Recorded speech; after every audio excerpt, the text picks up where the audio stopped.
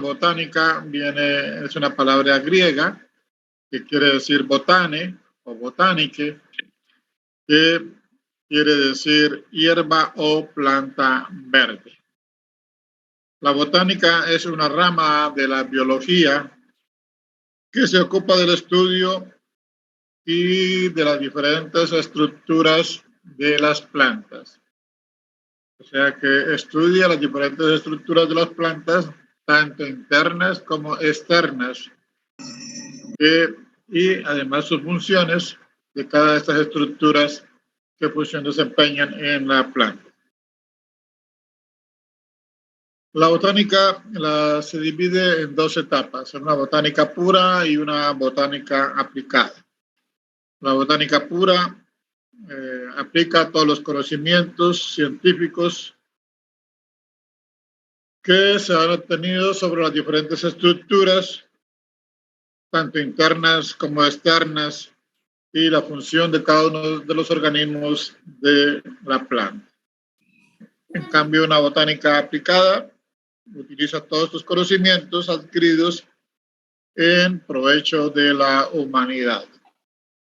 Entonces, de ahí ya surgen ramas de la botánica, como es una botánica farmacológica de la carrera de ustedes, una botánica forestal, otra botánica agronómica, hortícola. Entonces, de ahí se derivan varias ramas.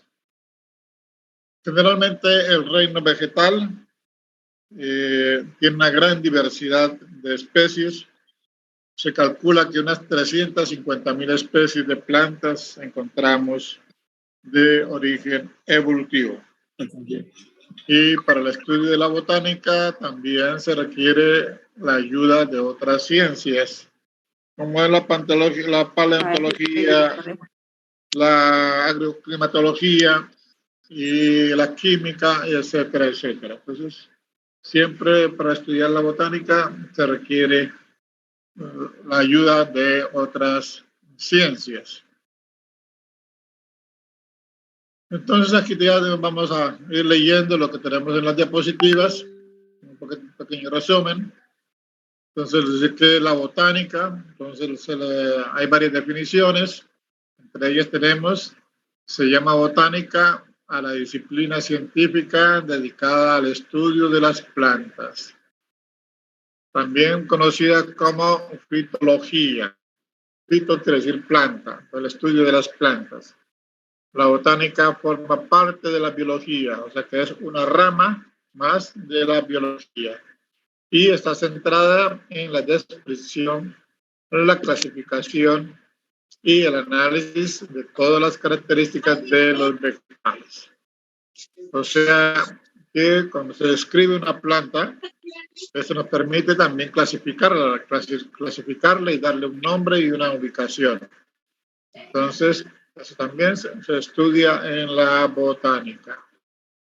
La botánica se nutre de saberes de la fisiología, como les decía, de otras ciencias, la citología, la fitografía, la histología, la ecología y otras especialidades, siempre vinculadas a las plantas. Esto permite abarcar todos los aspectos de los vegetales. O sea que para estudiar la botánica también acudimos a otras ciencias. Bien, aquí ya vamos a hablar algo de lo que es la botánica, de la botánica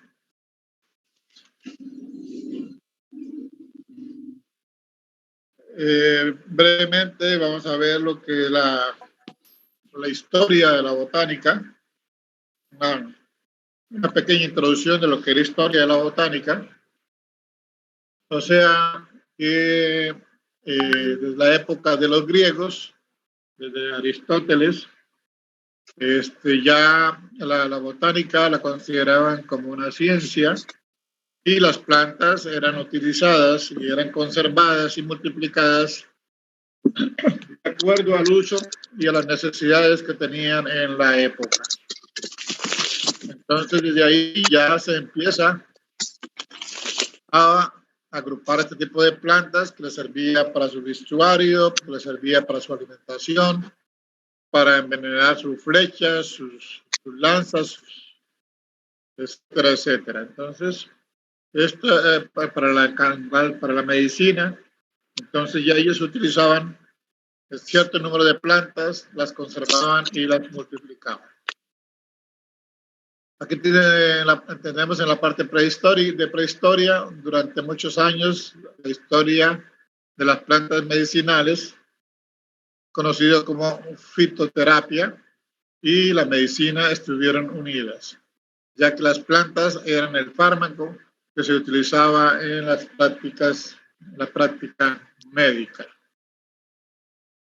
En la prehistoria, los humanos, probablemente observando las costumbres de los animales, empezaron a manipular las plantas medicinales. Por ejemplo, acá dice los perros y gatos utilizaban la grama para purgarse, ¿no? Eso también lo vemos nosotros en el campo o acá también en las ciudades, donde hay perros, ellos también buscan una serie de plantas, la consumen esas plantas y es un método de que ellos se purgan, ¿no? Para eliminar todos sus bichos que tienen en su estómago. Entonces de ahí prácticamente se parte ya la humanidad en el uso de las plantas como un uso medicinal. Es muy frecuente encontrar, por ejemplo, esta planta de tomillo en los niños, en los nidos de los insectos por su poder desinfectante.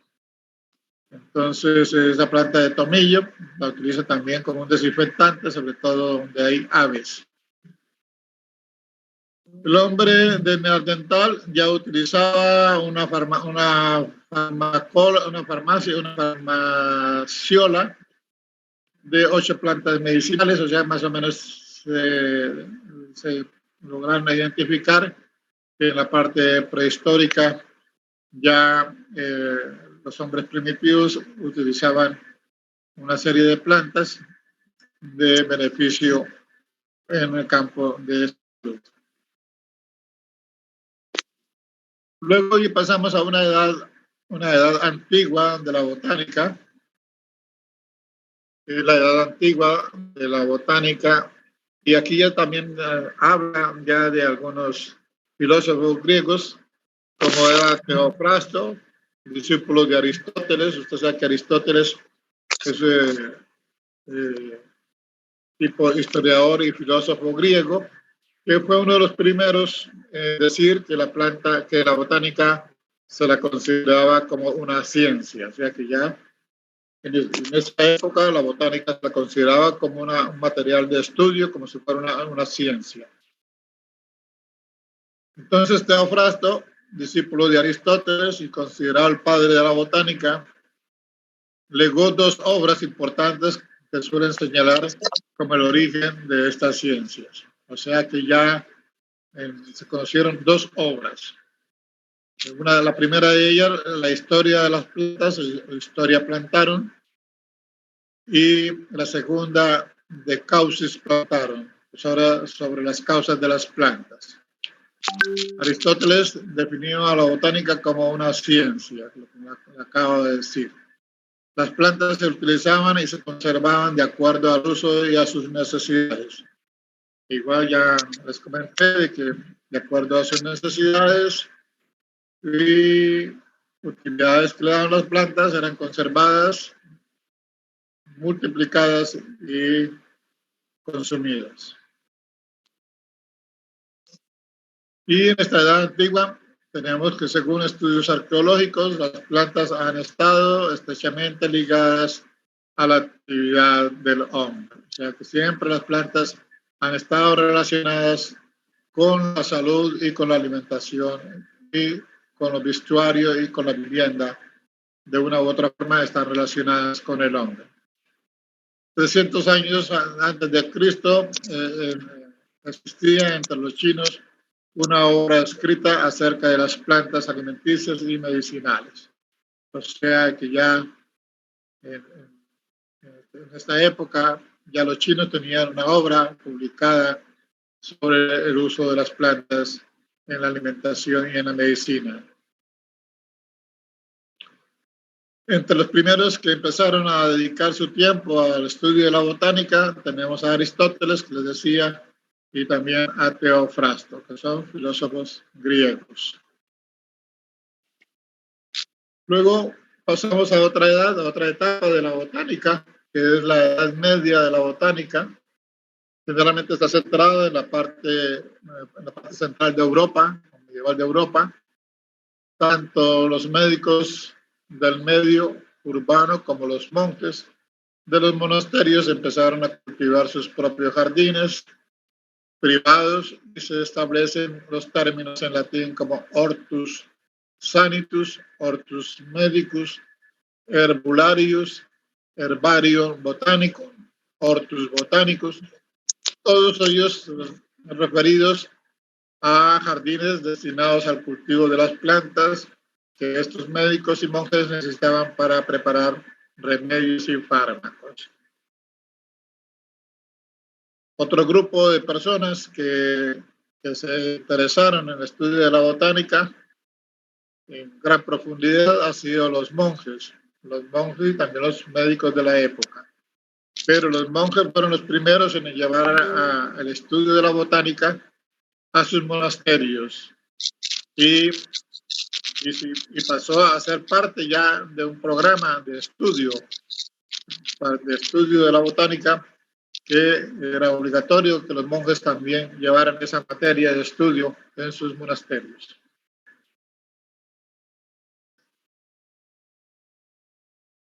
Luego entramos a una edad media, o sea, seguimos en la edad media donde ya podemos ver que habían jardines botánicos, jardines donde conservaban sus plantas, también les servía de ornamentación, o sea, de paisajismo, o sea, adornaban sus palacios también, y también tenían ese tipo de jardines,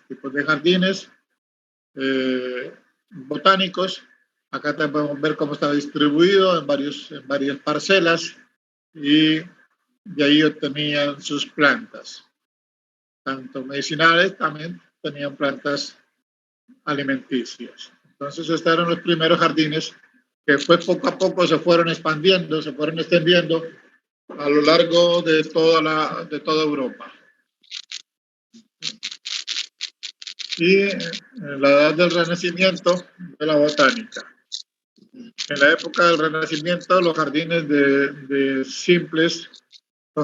simples empezaron poco a poco a convertirse en instituciones oficialmente reconocidas por las autoridades, tratándose principalmente de jardines creados en el seno de las universidades que también servían como lugares de formación. Gradualmente esa cultura se extiende a las especies que carecían de virtudes terapéuticas, transformando así esos jardines en verdaderos jardines botánicos llamados hortus botanicus. Los jardines botánicos más antiguos de este tipo auténtico, precursores de los jardines botánicos actuales, aparecieron en Italia, en España, en Francia a mediados del siglo XVI.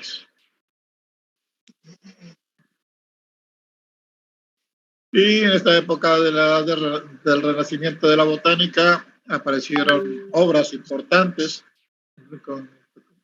Tenemos este libro de la Escuela Botánica Valenciana, época del Renacimiento, y otro libro conocido como Plantas Medicinales y Curativas.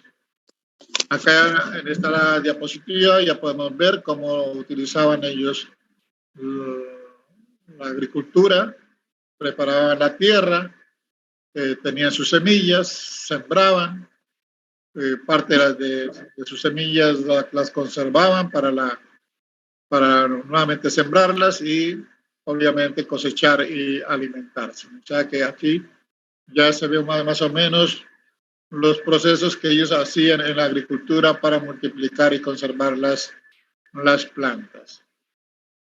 Y aquí también podemos ver que también cazaban animales que les permitían alimentarse. Y entramos por último a la edad moderna de la botánica. O sea, actualmente diversas universidades mantienen todos sus propios jardines botánicos dedicados al estudio y a la investigación de un gran número de especies de vegetales.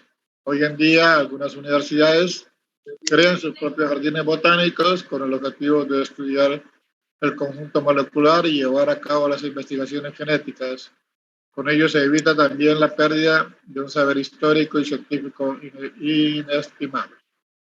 En la carrera de farmacia se creó o existe un pequeño jardín botánico en Vallecito, de acuerdo a convenio que se tenía con la carrera, entre las dos carreras, y allá también se multiplican varias especies de plantas medicinales. Bien, en el año 1530 aparece un botánico, Brunfels, también es un monje dedicado al estudio de la botánica, y publica un tratado sobre hierbas. Aquí ya él hace una primera publicación en esta edad moderna, en el año 1530.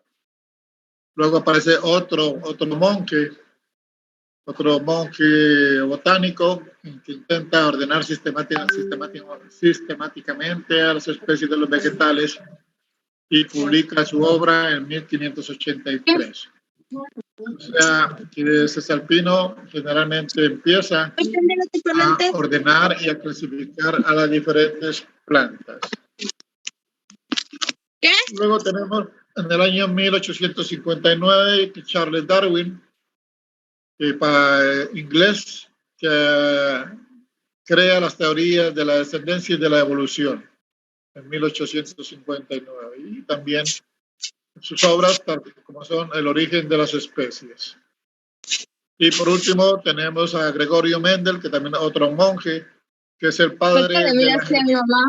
Por favor, sus micrófonos. Doctor sí, Fierro Álvarez Eder está con su micrófono prendido desde que inició la clase. Perdón, disculpen.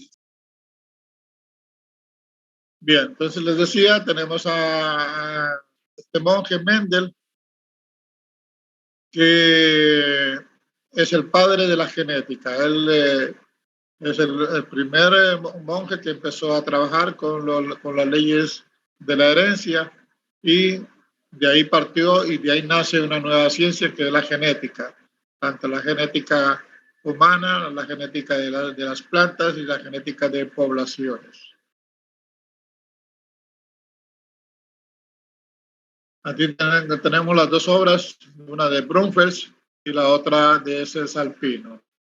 Tenemos este tratado de hierbas, estos son libros publicados en el año 1500, tratado de hierbas, y el tratado de plantas del siglo XVI.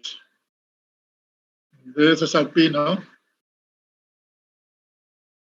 y Florentiar. Bueno, esas son las dos obras, de una de Brunfels y la otra de Cesalpino, que también han sido dos botánicos de la época del Renacimiento.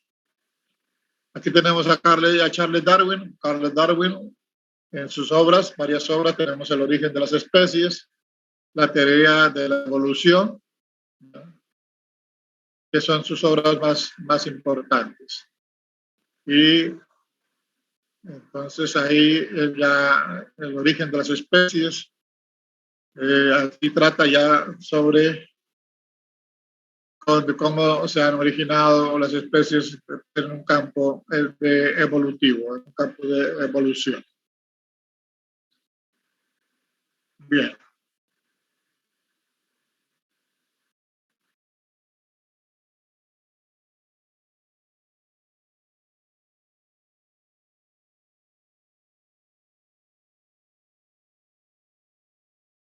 Acá, como les decía, tenemos a Gregorio Mendel, que le decía que el padre de la genética, un monje de 1822 a 1884, muy joven, que creó las leyes de la genética y de Gregorio Mendel.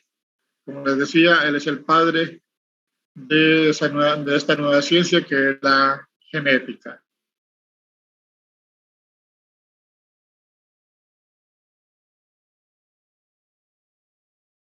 Y como les decía a un comienzo, que la botánica se divide en lo que es una botánica pura y una botánica aplicada. Es posible diferenciar entre botánica pura, que busca incrementar los conocimientos existentes acerca de la naturaleza, y la botánica aplicada pretende producir información útil para el desarrollo de la tecnología. Contar con datos de interés sobre las plantas permite a su vez ampliar el alcance de numerosas ciencias. Por eso la botánica es una materia de interés para los ingenieros, los farmacéuticos y otras profesiones.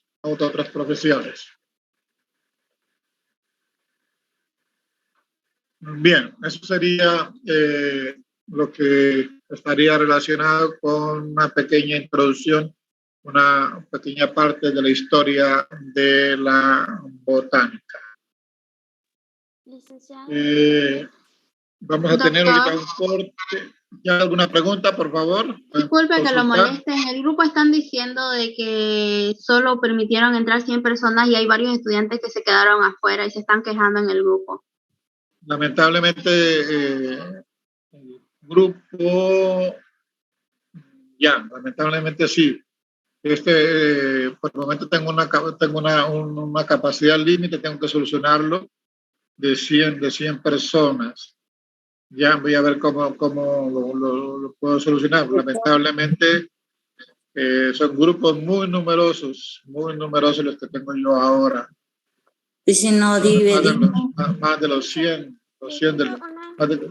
por cada subgrupo tengo 60, un promedio de 60 alumnos. Una preguntita. Ya, por favor, van a tener que, ellos la pueden ver esta clase, la pueden ver por plataforma, ¿ya? La pueden recuperar en el transcurso de la tarde o en el día, la pueden recuperar. Mientras que veo cómo se puede solucionar este problemita del cupo que tengo, ¿ya? Bien que me ha hecho eso. ¿Alguna otra pregunta, alguna otra duda que tengan? Dicen, la diapositiva, ¿usted la sube a Classroom? Perdón, no le pude copiar. La diapositiva del tema, ¿usted la sube a la página, a Classroom o a Moodle? No, todavía no. Solamente lo vemos acá en Zoom. Solo vemos en Zoom.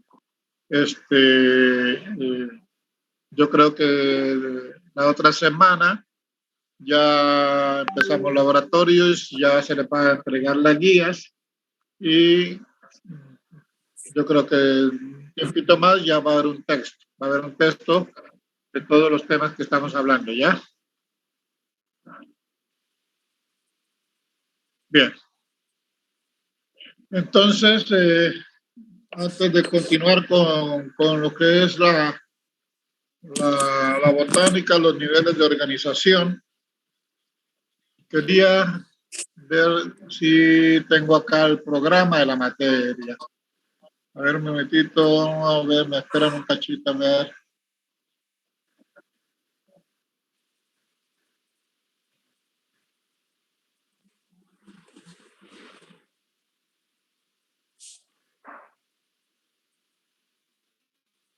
Bueno, no tengo acá. No lo tengo acá todavía. Pero vamos a hablar un poquito sobre los temas que vamos a avanzar, que vamos a ver durante todo el tiempo de la botánica. Entonces, el curso de botánica que vamos a ver con ustedes, ya hemos hablado de la historia, algo de la historia, entonces entramos luego al reino vegetal. Vamos a hablar sobre esto de acuerdo a una clasificación de Cronquist, que es un botánico, que es una de las últimas clasificaciones en la botánica, donde vamos a ver las bacterias, conocidas como talobiontas, Después vamos a ver todo lo que son un grupo de algas. Luego vamos a estudiar lo que son los hongos, toda la clasificación de los hongos. Luego vamos a ver las briófitas, los equisetos. Vamos a ver lo que son las gimnospermas, los árboles grandes, los pinos, los abetos, las piceas. Y vamos a ver todo lo que está relacionado con las angiospermas, o sea, con todo lo que está relacionado con plantas, con flores. Entonces, eso sería lo que es una parte de la que vamos a ver de la botánica. Vamos a ver algas, musgos, helechos. Luego entramos a ver gimnospermas y entramos ya a ver plantas vasculares. Luego vamos a entrar a ver lo que es la estructura del cormo. Eso se refiere a que vamos a ver lo que es célula vegetal, vamos a ver lo que son tejidos, raíz, tallo, hoja, flor, fruto, semilla. Esos son temas bastante amplios, bastante amplios. O sea, casi un tema de estos es un libro. Luego entramos a la parte de sistemática. Vamos a ver toda la clasificación de las plantas. Ustedes tienen que aprenderse los nombres en latín de las plantas. Más o menos son unas 200 a 300 plantas, que más o menos tienen que aprenderse los nombres científicos. Y luego entramos a la última parte, que son plantas medicinales. Y al final del curso hacen una monografía sobre una planta medicinal. Ya brevemente ese es lo que es el programa de la materia. A medida que vamos avanzando, ya vamos, como ustedes lo van viendo, el programa de la materia. ¿Tienen alguna consulta, por favor? ¿Alguna consulta que tengan? Doctor, ¿algún texto de teoría en específico para que nos guiemos acerca de los temas que usted va a avanzar? Claro, si el texto va a salir, sí, yo creo que va a salir, de aquí unas 2 semanas a más tardar. Primero estamos trabajando con la guía de laboratorio. Se les va a entregar, yo creo que a partir del próximo miércoles, los primeros laboratorios ya se les puede entregar. Ya con Cristóbal les va a pasar cualquier información, ¿ya? Bien, continuamos entonces. ¿No vamos a pasar laboratorio, Lice? Yo creo que a partir de la otra semana, ya, porque ahorita todavía hay algunos ajustes en laboratorios, entonces nos han pedido de que todavía no se pase hasta la otra semana. Entonces, después del feriado, yo creo que ya el próximo miércoles, la otra semana, ya podemos empezar los laboratorios. ¿Ya? Disculpe, la última Bien, duda. tenemos un minuto, menos de un minuto. Ahorita se nos va a cortar, vamos a tener un pequeño receso. Entonces, si tienen alguna otra consulta. La monografía individual, disculpe. ¿La qué? La monografía. De la monografía, sí, hay bastante tiempo todavía. Eso generalmente yo se los doy unos 2 meses antes de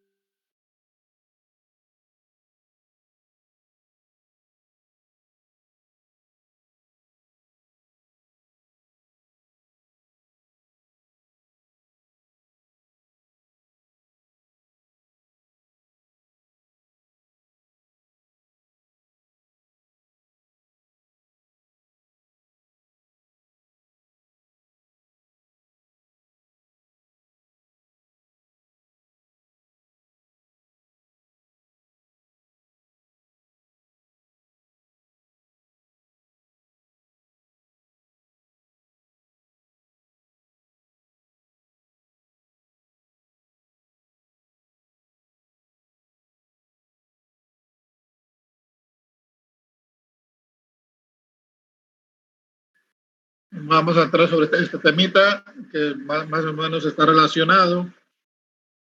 ¿Cómo están actualmente clasificadas las plantas? Y empezamos con un grupo de plantas conocidas como, generalmente esta clasificación de las plantas recibe el nombre de niveles de organización. Con este primer grupo llamadas protistas. Protis quiere decir primitivo, o sea, las plantas más primitivas.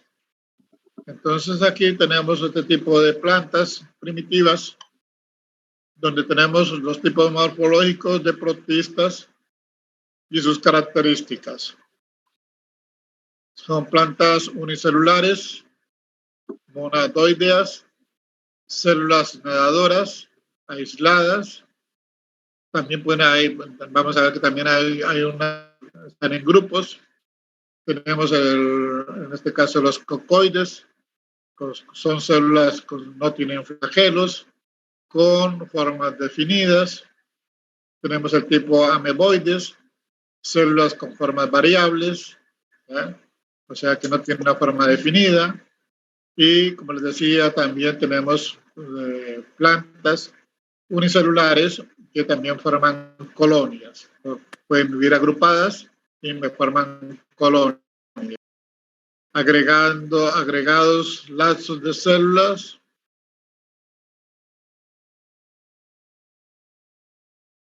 todas equivalentes que se mantienen unidas de forma pasajera, o sea que estas pueden estar agrupadas en una forma de colonia, pero tranquilamente se pueden salir de la colonia y crear nuevas colonias, crear colonias hijas.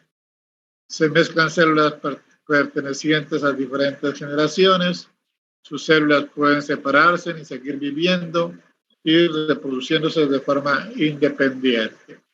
O sea que estas de las protistas, aquí encontramos un grupo de plantas unicelulares que mayormente pertenecen a las algas y también pertenecen a algunos hongos.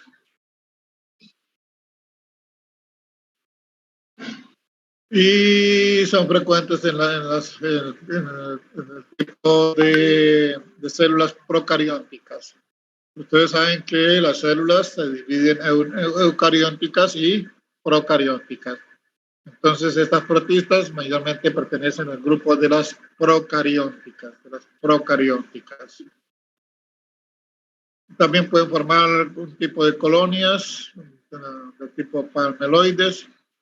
El ejemplo de tipo de procarióticas tenemos una planta llamada Glaucocapsa, que son también en este tipo de eucariótica hay una cinura y hay una colonia conocida como tricales. Eso lo vamos a ver un poco más adelante.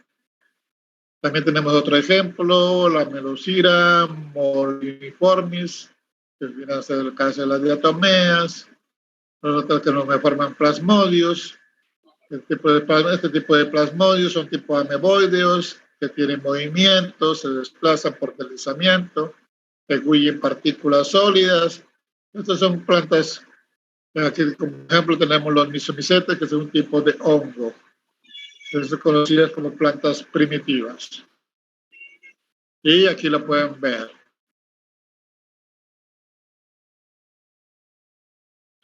Ahí tenemos unos ejemplos de estas plantas. Acá tenemos en forma de colonias, tipo ameboideo, otro tipo de plantas unicelulares.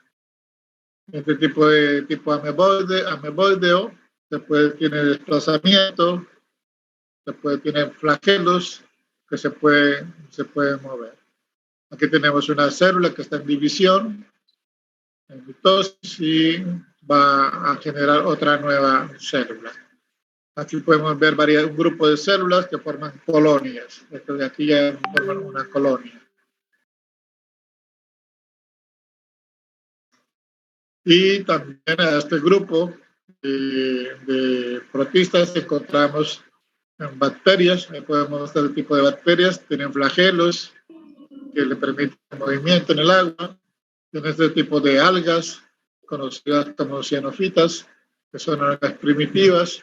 Y aquí tenemos este grupo de plantas conocidas como algas clorófitas.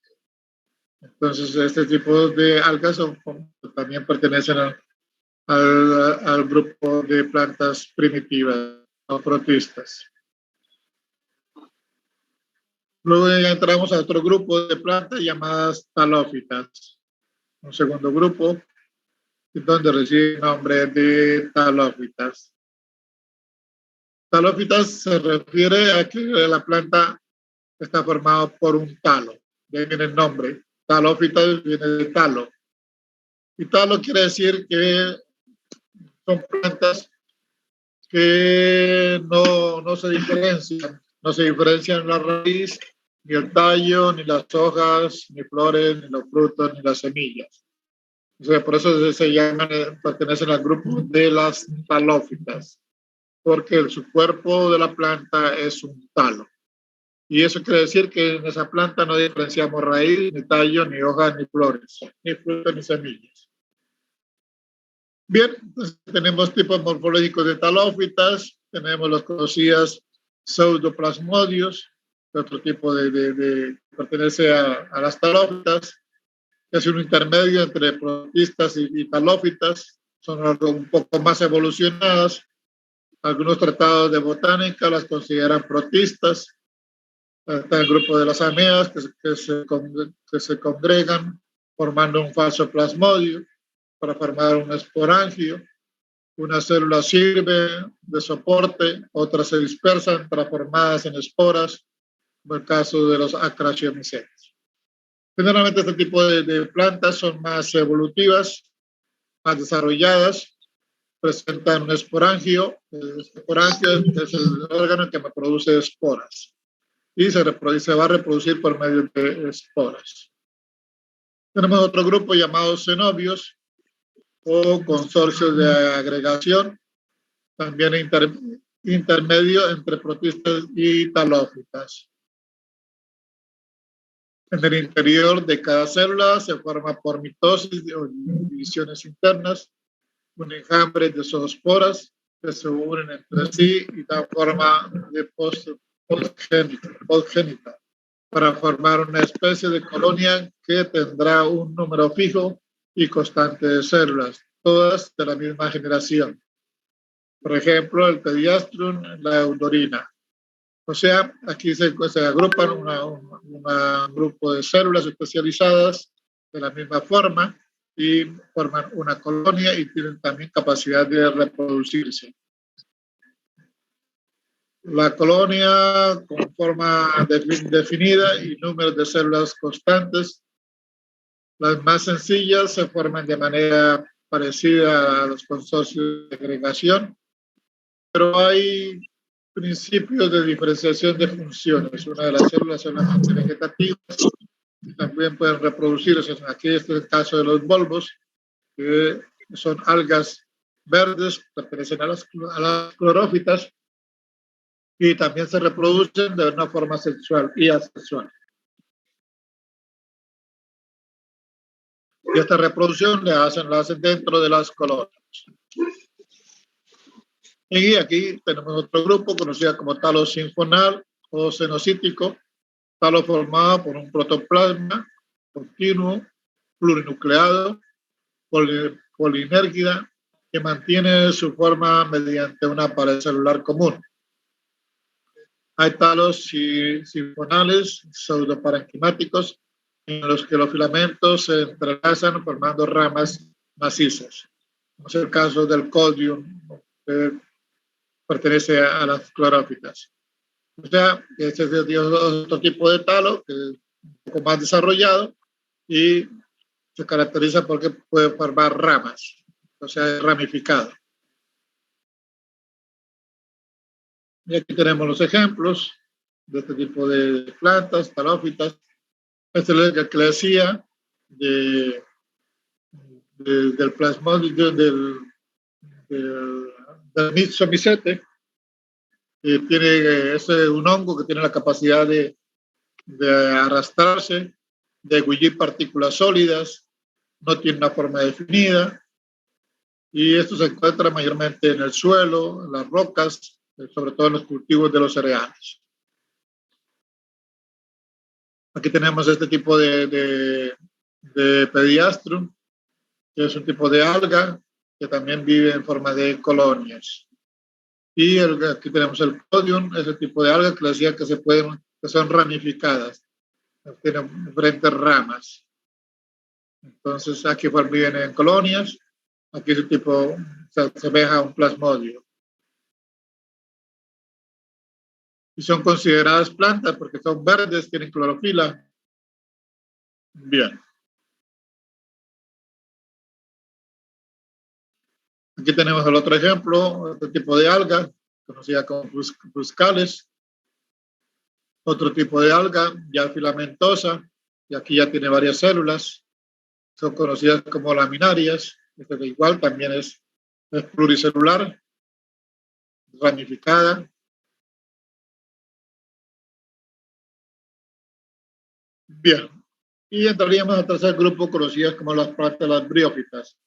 Aquí, en el grupo de las briófitas, ya encontramos los musgos. Vamos a hablar de los musgos más adelante. Son plantas que tienen doble alternancia de generaciones. También se reproducen por medio de esporas.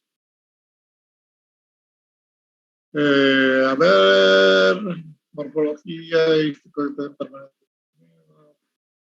como les decía, no se diferencian raíces con hojuelas muy rudimentarias, monoestromáticas, elementos conductores apenas diferenciados y escasos.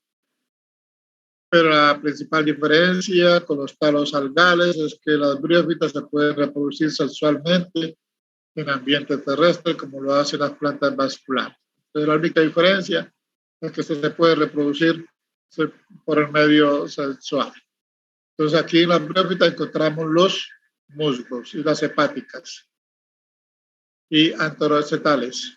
Son tres grupos: musgos, hepáticas y antorrecetales. Aquí tenemos el ejemplo de los musgos, de las briófitas, y pueden ver el musgo. Ese tallito se llama talo o seta. Tenemos la urna, ahí en esa urna se forman las esporas.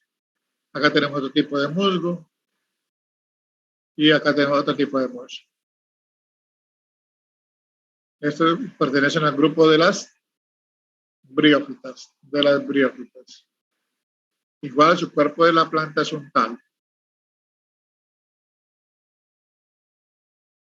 Y ya el último grupo, conocidas como cormófitas, aquí encontramos, ya vamos a hablar sobre las plantas vasculares. Aquí ya diferenciamos raíz, tallo, hoja, flores, frutos, semillas, su sistema de alimentación, su anatomía, a base de un sistema y de un floema, con una estructura bien definida de lo que son sus sistemas de conducción. También tienen tejidos de protección, tienen tejidos clorofilianos, tienen parénquima.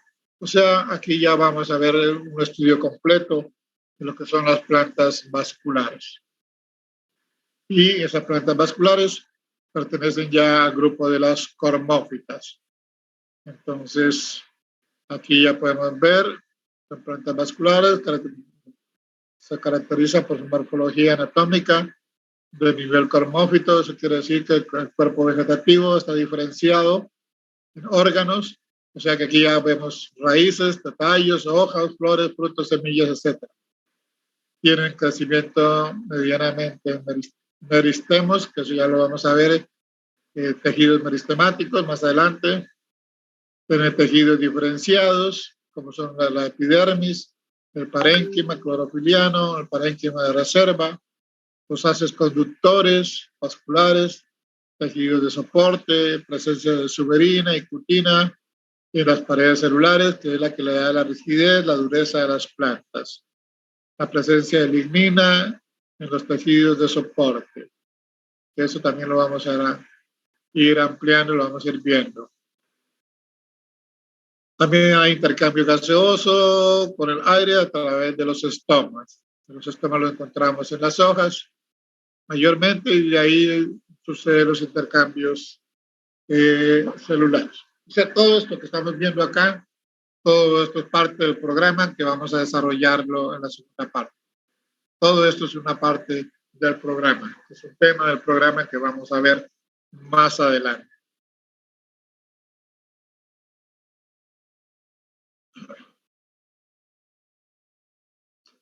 Y tenemos acá en las cormófitas, tenemos los helechos, conocidas como plantas pteridófitas, que son vasculares, y también se reproducen por esporas. Encontramos los licopodios, las pteridófitas, conocidas como helechos verdaderos, que es lo mismo de acá, lo mismo. Plantas con semillas o espermófitas, el grupo de gimnospermas. Vamos a ver lo que son los estróbilos, lo que es el caso de los pinos, los abetos, las piceas, los cipreses, etc. Y el grupo de angiospermas, donde vamos a ver todas las plantas que tienen flores y tienen semillas.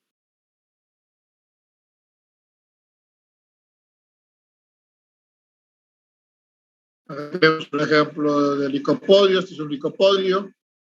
Esta es una pteridófita, o sea, aquí tenemos un helecho. Esa es la diferencia. Este es un helecho, este es un licopodio. No son verdaderos musgos, ya que tienen tejido vascular, o sea que tienen vasos. Suelen alcanzar unos 20 centímetros de altura y crecen en los montes. Igual este crece en los montes y generalmente por la belleza de sus frondes, sus hojas, se cultivan en las casas.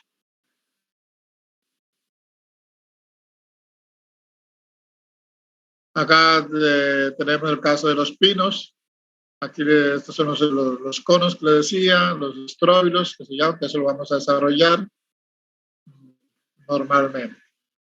Acá ya tenemos este grupo de plantas que ya tienen flores verdaderas, que producen frutos, tienen sus semillas, y pues ya es este grupo de plantas que pertenecen a las plantas con flores. El grupo de las angiospermas, o sea, aquí este grupo de angiospermas tienen semillas, tienen un verdadero ovario, producen frutos y tienen verdaderas flores. Entonces, estas plantas son las que me producen este tipo de frutos. En cambio, este pertenece al grupo de las gimnospermas. Gimnospermas, que quiere decir semillas desnudas, que eso lo vamos a ver más adelante.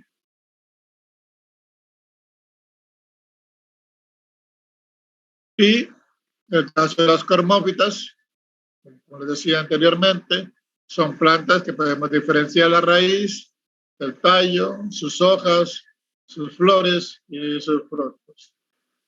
Tienen raíz, tallo, hojas, flores, frutos, por medio de reproducción, donde se reproducen, contienen vasos conductores, habitan en zonas de montaña, están formadas por xilema, que distribuye la savia bruta hacia las hojas, y el floema, que se encarga de la distribución de la savia elaborada hacia el resto de la planta.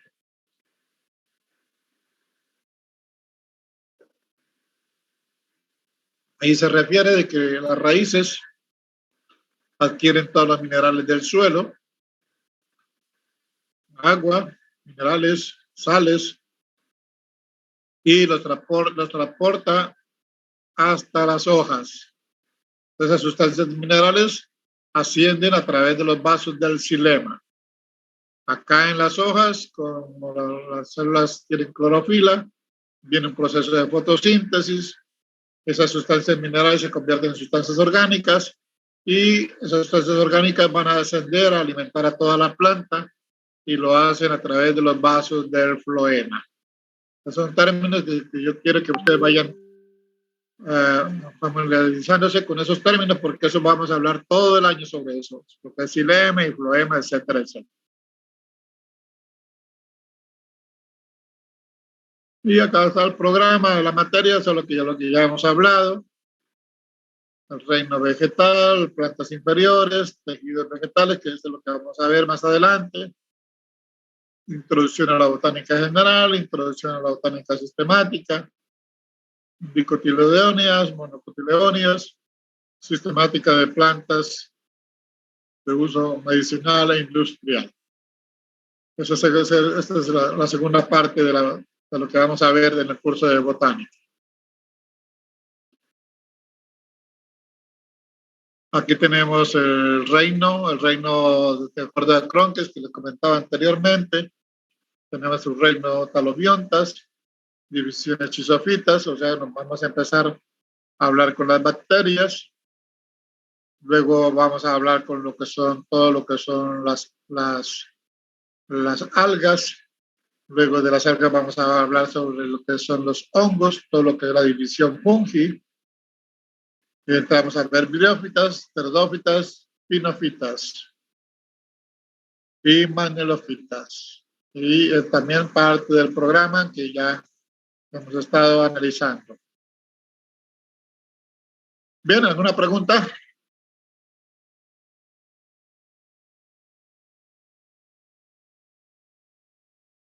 Inicia la diapositiva. Dígame. La diapositiva lo va a mandar, ¿no? Sí, ustedes va a ver en el texto, va a encontrar todo esto. Generalmente lo que yo les doy acá en clase, de ahí va a salir las preguntas del examen. El texto les va a servir también para que ustedes se preparen, Sí, preparen sus informes, preparen su guía. Entonces va a ser también un material de apoyo, de apoyo para ustedes. Bien, continuamos, entraremos a hablar sobre lo que son las bacterias. O sea, ya estamos entrando ya en materia. Ya entramos a ver la primera división, conocida como Echizofita, clase Echizomycetes, y en este grupo tenemos lo que se llaman las bacterias. Disculpe, Ustedes se preguntarán por qué, o yo les pregunto a ustedes por qué vemos las bacterias en botánica. A ver, ¿por qué no lo ven en microbiología, por ejemplo? ¿Por qué cree que también se ve en botánica algo de las bacterias? ¿Por qué tienen clorofila? Exactamente, porque encontramos algunas algunas bacterias que tienen clorofila, o sea, que procesan su propia proteína. Y también esas bacterias tienen la capacidad de fijar nitrógeno también en el suelo. Entonces, por eso es que también se ha considerado que este grupo de bacterias también se vean en la botánica, ¿no? ¿Por qué? Porque como aquí dicen, bacterias fotosintéticas, o sea que tienen clorofila, son fotosintetizantes, o sea que procesan clorofila y procesan su propia proteína. Entonces, por eso es que tenemos las bacterias dentro del programa de botánica. Pero claro que no lo vamos a ver ampliamente, sino vamos a hacer un pequeño resumen de lo que son las bacterias, porque esto ustedes lo van a ver más adelante en otras materias. Bien, las bacterias son seres unicelulares, no eucarióticas y de organización simple que pueden vivir aisladas o en colonias. El hábitat lo encontramos en todos los tipos de hábitat. Su tamaño son microscópicas, o sea, son microscópicas, o sea, micrométricas también, o sea, de tamaños muy, muy pequeños. De acuerdo a su forma, tenemos bacterias que son redondas, como el caso de los cocos. Si encontramos un solo coco, entonces sería monococo. Si encontramos dos, sería diplococo. Si encontramos 4, sería tetracocos, o sea, son bacterias de forma de esferas, o sea, son redondas. Voy a más adelante, si tengo una diapositiva, vamos a verla. Luego, si pueden formar cadenas de cocos, Y si forman una cadenita de cocos, se llaman estreptococos. Y si se agrupan en forma de un racimo de uvas, se llaman, en este caso se llaman estafilococos. Eso sería con relación a los cocos. Luego tenemos los bacilos, que generalmente los bacilos tienen forma de bastón.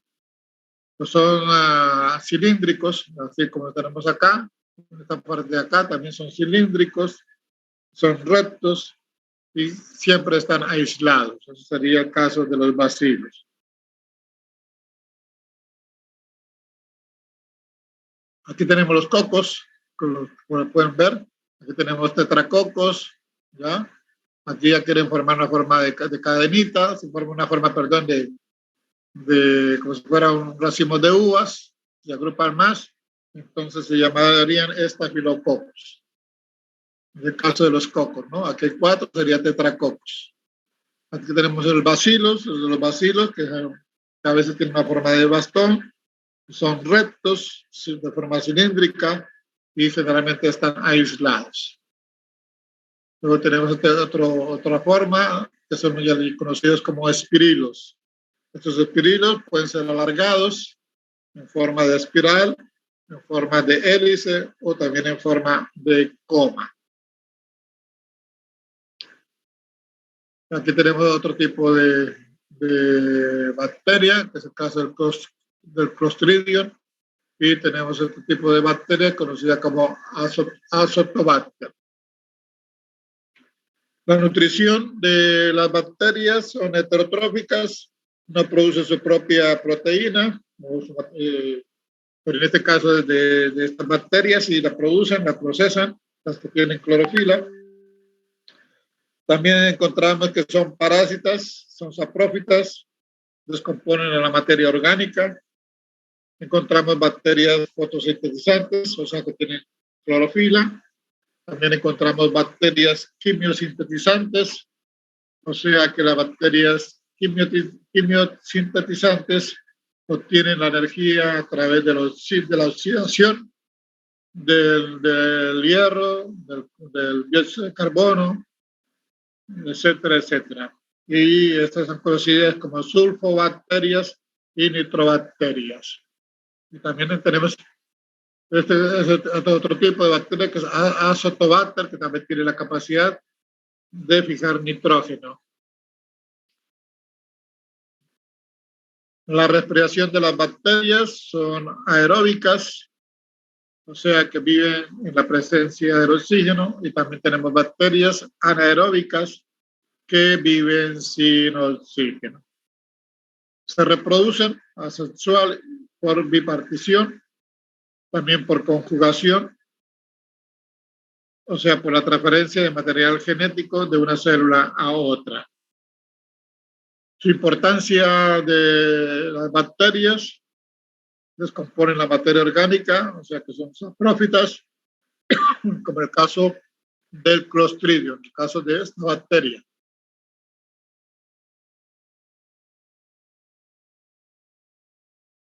Tenemos bacterias nitroficantes que fijan el nitrógeno del aire en el suelo, descomponen a la materia orgánica en forma de nitratos, producen nódulos en las raíces, como es el caso de la raíz de la planta de la soya, por ejemplo. En sus raíces se forman nódulos, y esos nódulos son bacterias que acumulan nitrógeno. Y ese nitrógeno sirve para el suelo y también sirve para la planta. Luego tenemos, esas son conocidas como también azotobacterias, como tenemos acá, azotobacter o azotobacterias.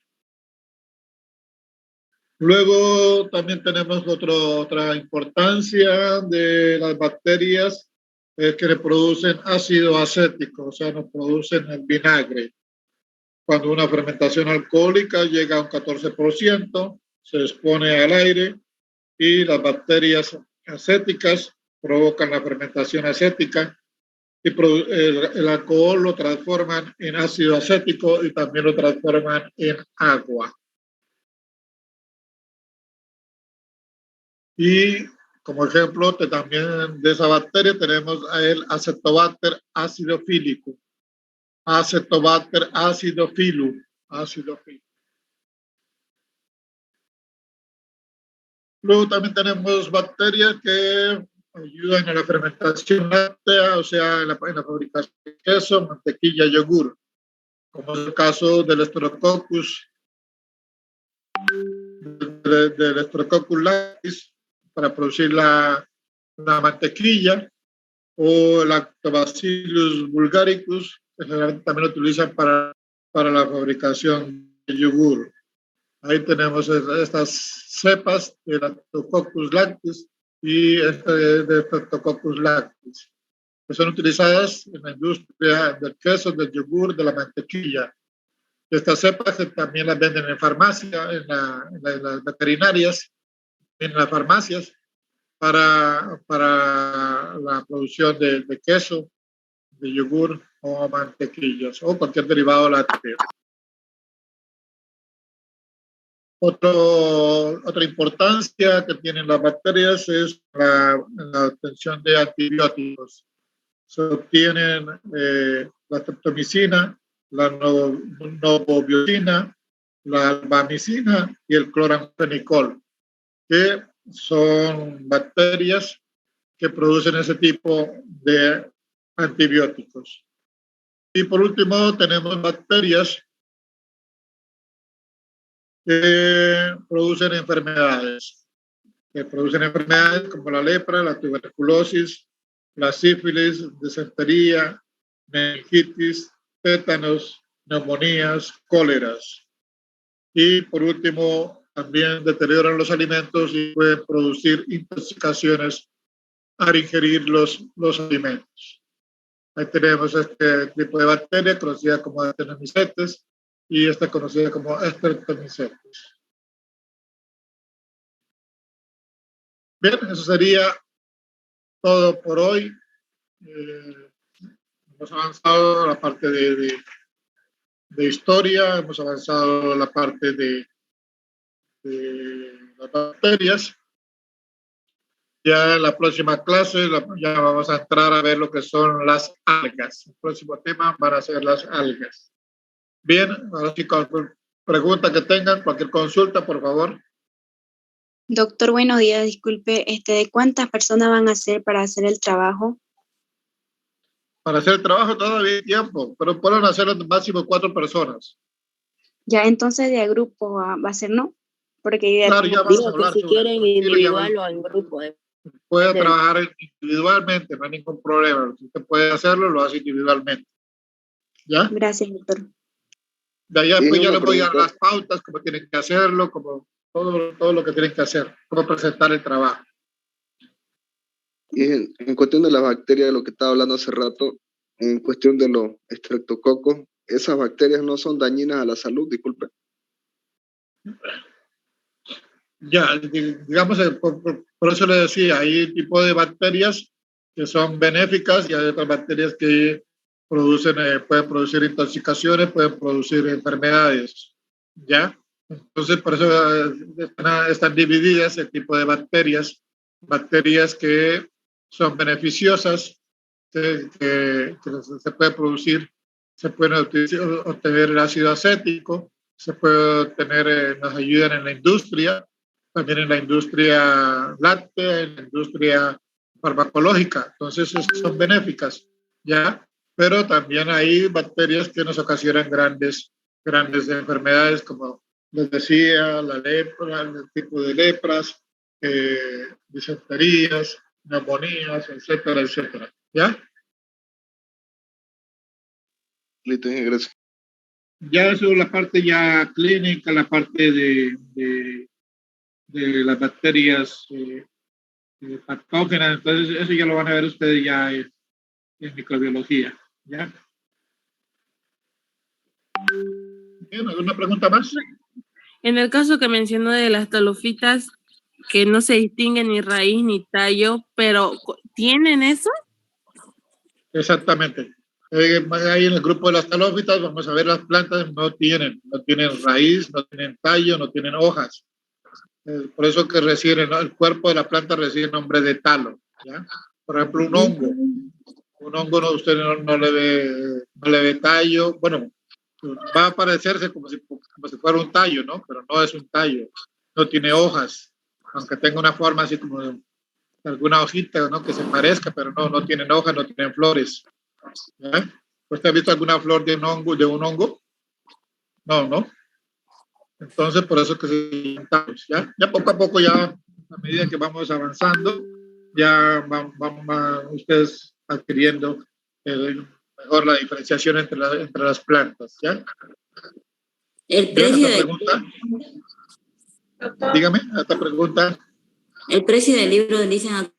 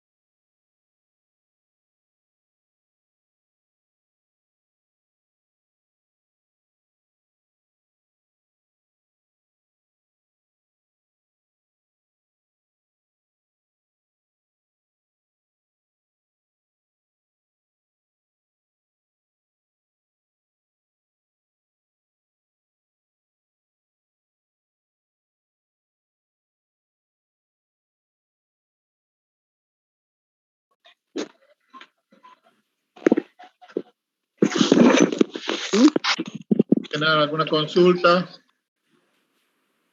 Ya saben que tienen que ir para el laboratorio. Doctor, una preguntita. Dígame. ¿Grupito para qué era? Perdón, no le puedo escuchar. Buenos días, doctor. Es que quería preguntarle los grupos para qué era. ¿Los grupos? Sí. No, eso es para un trabajo al final del curso, ¿no? Al final del curso ustedes van a tener un trabajo de investigación. Un trabajo de investigación donde ustedes van a trabajar sobre una planta. Entonces, esa planta yo les voy a dar, primeramente les voy a dar el nombre de la planta o les voy a decir si ese nombre de la planta sirve o no. Porque, como les decía, yo les recomiendo de que ustedes busquen plantas que no sean muy comunes, ¿no? Porque todo el mundo va a querer hacer sobre manzanilla, otro va a querer hacer sobre hierbabuena, o sea, sobre toroquil. Entonces, generalmente son plantas que todo el tiempo estamos viendo. Entonces, yo lo que quiero es que ustedes también busquen plantas no sean muy conocidas, porque después ustedes van a llevar otra materia que se llama fitoquímica. Y ahí ustedes ya van a hacer otro trabajo igual. Van a hacer otro trabajo, pero ya sobre la parte química de la planta medicinal. Entonces ustedes ya tienen que ir preparando también el material para el próximo año, para la otra materia, porque ahí van a hacer ustedes el análisis químico de la planta medicinal, o sea, qué contiene esa planta medicinal y para qué sirve, ¿ya? Entonces, por eso aquí yo les recomiendo, también el profesor de fitoquímica no quiere que ustedes investiguen plantas ya conocidas, quiere que investiguen también sobre plantas que no sean muy conocidas, ¿ya? Bien, ¿alguna otra pregunta que tengan? ¿No va a tomar ¿Alguna duda? Disculpe, sobre el trabajo que estaban hablando, es que algunos entramos después en la segunda. Ya. No, el trabajo les decía que es para fin de curso, al fin, más o menos para noviembre, ¿ya? O sea que ya. ustedes pueden hacerlo, si quieren pueden ir trabajándolo, poco a poco depende de ustedes, pero generalmente es para noviembre. Generalmente unos 2 meses antes ya les doy las pautas, les doy todo lo que ustedes necesitan para hacer el trabajo. Y les decía que este trabajo lo puede hacer en un grupo máximo de 4 personas o lo puede hacer individualmente. ¿Ya? Está bien, doctor, gracias. ¿Ya? Yo voy a tratar de proporcionarles toda la literatura posible. Hay varios textos míos va a tratar de que le llegue, le pueda llegar a ustedes, que se les va a servir también de guía. Pero no es obligatorio. Yo quiero decirles que no es obligatorio que ustedes adquieran mis textos. Ustedes pueden también consultar por internet, ir a la biblioteca, buscar también otros libros. O sea, no es obligatorio adquirir los textos. Lo que sí es obligatorio es la guía, ¿no? La guía ustedes tienen que trabajarla, tienen que presentarla. ¿Ya? Bien, ¿otra pregunta? Sobre doctor, es que se lleva rápido el cupo. Sobre el cupo. Ya, voy a ver cómo lo puedo solucionar, dar una solución a eso, ¿ya? Gracias, por favor. Ya. Sí, voy a verlo. Doctor, ¿y sobre la guía de laboratorio ya dijo en dónde o todavía? Ya está en la guía de laboratorio, creo que a partir de la otra semana, después del feriado, el próximo miércoles, ya en las horas de laboratorio, ya se les va a llevar. Bueno, una consulta. Dígame. Para el laboratorio, ¿tiene alguna vestimenta que vamos a llevar algo específico? Por ejemplo, la pijama o bata. Sí, tienen que llevar su mandil. Tienen que usar su mandil. Generalmente para botánica no hay mandil específico. Ya, entonces solo mandil. Les piden en otras materias, les piden mandil largo, ¿no? Sí. Normalmente para botánica pueden utilizar mandil corto, no hay problema. No piden mandil. Porque generalmente para otras materias, como farmacología y no sé qué otras cosas, les piden mandiles largos, ¿no? Y amarrado al cuello y la manga larga y no sé qué más cosas. En cambio, para botánica no, porque botánica no trabajamos nosotros con digamos, sustancias peligrosas, ¿no? Trabajamos con plantas nada más. Entonces, pues sí, tienen que tener su mandil y tener su barbijo también, ¿no? Y alcoholcito también. Ya, muchas gracias. Y obviamente, si tienen la vacuna, 1000 veces mejor también. Bien, ¿alguna pregunta más? ¿No va a tomar lista, doctor? Y la lista ya está registrada acá. Aquí yo tengo en mi programa, se registra quién entra, quién se sale a la mitad de clase. Y también tengo una cámara secreta que yo veo si prenden su computadora y se van de paseo, ¿no? Bien. Una consulta, en mi caso a mí me votó a media clase. Bien, ¿alguna pregunta? A mí me votó en media clase el Zoom y ya después no pude entrar porque había mucha gente, me parecía. En ese caso, ¿qué se haría? Voy a tratar de solucionarlo ese problemita ya. Voy a ver cómo lo puedo hacer en el transcurso de la semana. Ya para el próximo martes espero poderlo solucionar. ¿Ya? Por favor. No sabía que tenía tantos alumnos. No sabía que tenía un grupo muy creo numeroso. 140 por ahí. Ay, Dios. Sí, he hecho cálculos, más o menos hay alrededor de casi 550 alumnos. Antes tenía 300, ahora tengo 500. Bien, les dejo ahí, descansen. Les deseo una feliz descanso en este feriado. Que se liberen de todos los malos pensamientos y se dediquen a estudiar botánica también. ¿Ya? Les digo que la botánica es fácil, es una materia bonita, pero lo único malo que lo veo yo es que es bastante amplia. Bastante lo que ustedes tienen que leer. Y como les decía la anterior vez, no lo dejen para el día del examen. ¿Ya? Porque ustedes se van a dar cuenta que son libros casi completos lo que vamos a ver. ¿Listo? Está bien, doctor. Bueno, feliz día. Nos vemos el próximo martes. Sí. Hasta luego, doctor. Ok. Hasta luego, doctor. Chao, que se ve bien. Feliz